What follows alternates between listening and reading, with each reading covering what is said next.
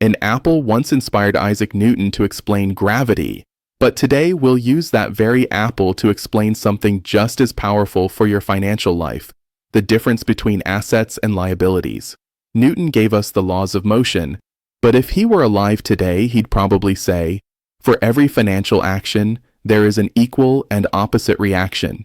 And that's exactly why understanding assets and liabilities can either make you rich or keep you broke. Think of this apple as an asset. Just like an apple tree gives fruit year after year, an asset puts money into your pocket over time. It could be stocks, real estate, a profitable business, or even digital assets. The key idea: assets grow, multiply, and feed you. Now imagine eating the apple. Delicious, but it's gone. That's a liability.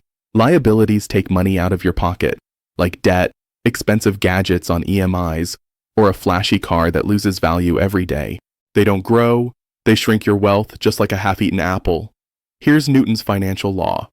The more assets you collect, the stronger your financial gravity pulls wealth towards you. The more liabilities you collect, the heavier the burden pulling you down. It's not about how much money you make, it's about whether you spend it on apples that grow or apples that vanish. So, the next time you earn money, ask yourself, am I planting an apple tree or just eating the apple right away? Because wealth isn't built in a day, it's built by planting assets, one apple at a time.